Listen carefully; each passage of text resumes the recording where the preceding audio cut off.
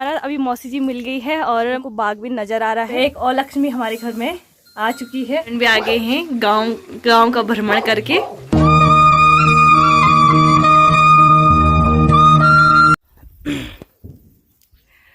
Good morning दोस्तों, सबसे पहले आप सभी को प्यार भर प्रणाम। मैं शोभा रावत नए दिन के साथ नई शुरुआत के साथ आप सभी का अपने नए ब्लॉग उत्तराखंडी शो ब्लॉग में स्वागत करती हूँ। ब्लॉग की शुरुआत हो रही है मेरी सुबह के 11 बजे से और अभी जा रही हूँ मैं घास के लिए। लेकिन मुझे कहाँ जाना है, क्या जाना है, मैं तो रास्ता ही भूल गई हूँ। क्योंकि ना मैं इधर साइड अपने खेतों को, अपने यहाँ पे जहाँ जहाँ हमारे खेत वगैरह हैं उनके बारे में कम जानती हूँ। उनका मुझे अता पता नहीं है। और किसी और के साथ जाना था मैंने, मतलब मौसी जी है, मौसी सास है, उनके साथ जाना था। लेकिन वो कहाँ गए, वो मुझसे पहले निकल गए थे। हाँ, तो यहाँ पे मैं रास्ता भूल गई थी। लेकिन फिर ऊपर मेरी सास जी आई तो उन्होंने आवाज़ मारा। अभी मौसी जी मिल गई है और मौसी जी का घास हो गया है। मैंने भी तीन चार पूली घास बना ली है। तो वहाँ पे मौसी जी खड़ी हो रखी है और आप देख सकते हैं मैं कैसी जगह पे जा रही हूँ। आप यहाँ पे देख सकते हैं इधर साइड ना घास कम है और जो ये झाड़ होता है ना, बासिंग बोला जाता है इसे, यहाँ पे पता नहीं क्या बोलते हैं, हमारे इधर ना बासिंग बोलते हैं। तो ये बासिंग ना ज़्यादा हो रखा है और घास ना कम हो रखा है क्योंकि इस बार बारिश भी नहीं हुई और जो हरा घास था वो अब सूख चुका है। और तो यहाँ इन जगह पे ना, यहाँ पे धूप कम पड़ती है, इस वजह से यहाँ पे घास अभी भी हल्का फुल्का हरा बचा हुआ है। इस वजह से हम यहाँ पे घास लेने के लिए आ रखे हैं। तो ये देख सकते हैं आप बासिंगों के बीच में जो ये हरा हरा घास दिख रहा होगा, इसके बीच में जो घास नज़र आ रहा होगा, बस हमें यही निकालना है। तो ऊपर वाले खेत से हमने निकाल लिया है, जो ऊपर वाला दमकड़ है ना, उससे हमने घास निकाल लिया है। और अब इस वाले बंजर से निकाल रहे हैं। बंजर भी बोल सकते हैं, दमकड़ भी बोल सकते हैं। तो अब इससे निकाल रहे हैं। तो एक दो पुली मैं इस वाले दमकड़ से घास निकालती हूँ और उसके बाद हम घर जाएंगे। क्योंकि अभी इधर साइड तो ऐसा घास है नहीं, जितना भी होगा यहीं, जितना घास भी निकलेगा बस यहीं पे निकलेगा। तो मैं भी घास निकाल लेती हूँ पहले इधर से। आपको पीछे नज़र आ रहा होगा कितना भयंकर झाड़ हो रखा है।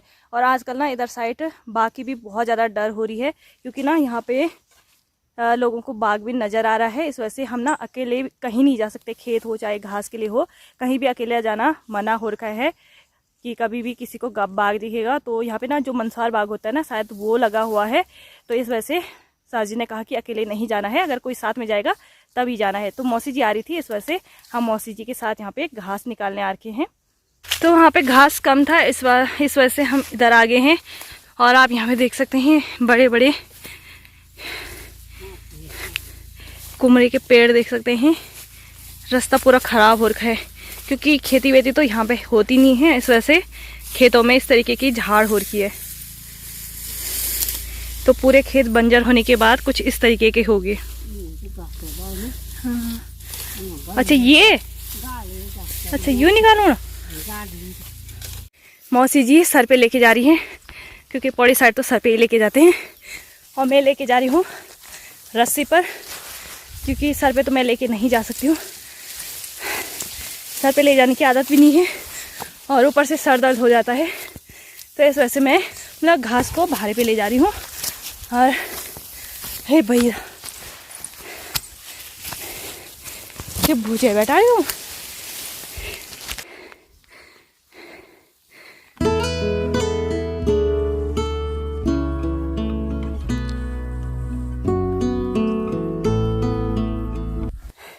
तो अभी मैं अपने गौशाला में पहुंच चुकी हूं और गाय बच्चियों को मैंने घास डाल लिया है। और सबसे पहले हमारे घर में ना लक्ष्मी आई है। तो एक और लक्ष्मी हमारे घर में आ चुकी है और मैं उस लक्ष्मी के आपको दर्शन करवाती हूं, कौन सी वो लक्ष्मी आ रखी है। तो ये देख सकते हैं आप हमारी लक्ष्मी, इसका नाम मैं लक्ष्मी रखूँगी। हे लक्ष्मी, लक्ष्मी। तो ये हमारी बच्चिया हो रही है, हमारी गाय ब्याह चुकी है और हमारी गाय की हो रही है बच्चिया। अभी ये छोटी है ना, अभी सिर्फ गाय का दूध पीती है, बाकी अभी ये घास नहीं खा रही है। और यहाँ पे देख सकते हैं मैंने घास थोड़ा सा इसके मुंह पे ना घास डाल रखा है और वो कोशिश करी है घास खाने की। तो एक एक दो दो पत्ते खाएगी तो ऐसे उसे आदत पड़ जाएगी घास खाने की। तो गाय बच्चों में मैंने घास डाल लिया है और मैंने आपको अपने लक्ष्मी के दर्शन भी करवा दिए हैं। जो हमारे घर में लक्ष्मी आ रखी है उसके भी दर्शन करवा दिए हैं। और आज दिवाली है, तो आप सभी लोगों को दिवाली की ढेर सारी शुभकामनाएं। मैं भी चलती हूँ घर की ओर, क्योंकि वानो भी उठ गई होगी, अभी उसके कपड़े भी चेंज करने हैं और भूख भी लग गई होगी उसे। तो मैं भी चलती हूँ क्योंकि मुझे भी प्यास लगी है। घर को चलती हूँ और फिर घर से ही कंटिन्यू करती हूँ। अभी शाम के लगभग 5:30 हो गई है और हम अपने नीचे के सारे काम निपटो के ऊपर छत में आ गए हैं, क्योंकि अभी अंधेरा भी होने वाला है। और हमने ना बच्चों के कपड़े भी डाल रखे थे छत में, क्योंकि बोला जाता है कि जो बच्चों के कपड़े होते हैं ना, उसे रात को बाहर नहीं रखने चाहिए। जो छोटे बच्चे होते हैं, मतलब जो 2 साल से छोटे बच्चे होते हैं ना, उनके कपड़े रात को बाहर नहीं रखने चाहिए।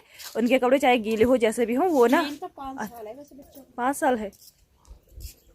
अच्छा, तो मेरी ननद जी बोली है कि मेन 5 साल है, कि 5 साल से छोटे बच्चों के कपड़े बाहर नहीं रखने चाहिए, मतलब रात को बाहर नहीं छोड़ने चाहिए। उनके कपड़े ना अंदर रखने चाहिए। और जो 1 साल से छोटे बच्चे होते हैं, उनके तो बहुत ज़्यादा ज़रूरी होता है कि जैसे ही अंधेरा होने लग गया, वैसे ही ना बच्चों के कपड़े अंदर संभाल देने चाहिए। जो भी बच्चों का सामान हो, जूते चप्पल जो भी हो, वो बाहर नहीं छोड़ने चाहिए, उनको अंदर रखना चाहिए। तो हमारे पहाड़ों में ऐसी मान्यताएं हैं। बाकी बाहर क्या होता है ये तो मुझे पता नहीं है, लेकिन हमारे पहाड़ों में इस तरीके का माना जाता है। जो ये भूत प्रेत होते हैं, थोड़ा सा इनमें भी बिलीव किया जाता है, इनमें भी भरोसा होता है कि रात को अंधेरे में बच्चे डर जाते हैं या झसक जाते हैं। तो इसी वजह से होते हैं कि हम बच्चों के कपड़े बाहर छोड़ देते हैं या बच्चों को अंधेरे में बाहर लेके जाते हैं। तो इस वजह से बच्चे डर जाते हैं। तो अभी हम ना बच्चों के कपड़े उतार लेते हैं। बच्चों के क्या सारे कपड़े उतार लेते हैं, क्योंकि अब ओस भी पड़ने लगी है, तो बड़ों के कपड़े भी बाहर नहीं छोड़ सकते, क्योंकि ओस में कपड़े खराब हो जाते हैं। तो हम ना सारे कपड़े ही उतार लेते हैं।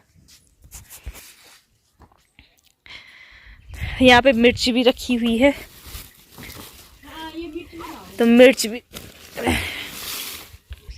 तो यहाँ पे हमारे मेहमान भी आ गए हैं कपड़े लेने के लिए। तो जो ननद जी है वो तो घर के हैं, पर नंदोई हमारे मेहमान हैं। तो यहाँ पे हमने मेहमानों को काम करने पे लगाया रहता है। तो कैसा एक्सपीरियंस है आपको ससुराल में काम करने का? हद से ज्यादा अच्छा। हद से ज्यादा अच्छा। तो कपड़े लेके नना जी और नंदोई जी चले गए हैं। मैं लेके जाऊंगी लकड़ी, क्योंकि रात को खाना बनाने के लिए लकड़ी भी चाहिए। तो मैं ना यहाँ पे कुछ लकड़ियाँ निकाल लेती हूँ। कुछ मोटे ले जाऊंगी और ना कुछ बारीक लकड़ियाँ ले जाऊंगी। तो मोटे और बारीक ना मिक्स करके अच्छे से जल जाते हैं। और जो मोटी लकड़ियाँ होती है ना, उनमें खाना जल्दी भी बनता है और रोटी बनाने के लिए सबसे अच्छी होती है, क्योंकि मोटे मोटे कोयले होते हैं ना, तो उसमें रोटी जल्दी बन जाती है। तो मैं कोशिश यही करती हूँ, मतलब मैं ज़्यादातर कोशिश यही करती हूँ कि मोटी मोटी लकड़ियाँ मिल जाए, जिनमें कि रोटी फटाफट से बन जाए। खड़ी का पेड़ काटा था, उसकी लकड़ियाँ हमने यहाँ पे इकट्ठा करी थी। तो अभी सर्दियों तक ये लकड़ियाँ सूख चुकी है और बाकी तीनों टाइम ना चूल्हे पे ही खाना बनता है। तो यहाँ पे आधी लकड़ियाँ तो जल चुकी हैं, जला चुकी हैं, मतलब आधा लकड़ियाँ यूज़ कर चुके हैं और बाकी आधी ढेर हमने इधर लगा रखी है, जिसे हमारे यहाँ पे कनकोई बोला जाता है। तो आधी लकड़ी की कनकोई इधर लगी हुई है, छोटी लकड़ियाँ रखी हुई हैं। तो इनको मैं निकाल लेती हूँ। आप लोग यहाँ पे देख सकते हैं गांव में जिन की इस बार दिवाली है, उनके घरों में लाइट चमक रही होगी, लड़ियाँ लग चुकी हैं। और इधर साइड भी। तो मेरा ससुराल इतना बड़ा, मतलब बहुत बड़ा गांव है, लेकिन यहाँ पे ना आधे गांव को लगती है दिवाली, आधे गांव को दिवाली लगती है और आधे गांव को दिवाली नहीं लगती है। तो जिन को दिवाली लगती है उनके घरों में लड़ियाँ लग चुकी है, क्योंकि आज छोटी दिवाली है। तो ऑलमोस्ट सबके घरों में लड़ियाँ लग चुकी हैं। तो आप लोगों ने देखा होगा ऑलमोस्ट सबकी लाइटें जल चुकी हैं और हमारी दिवाली नहीं है।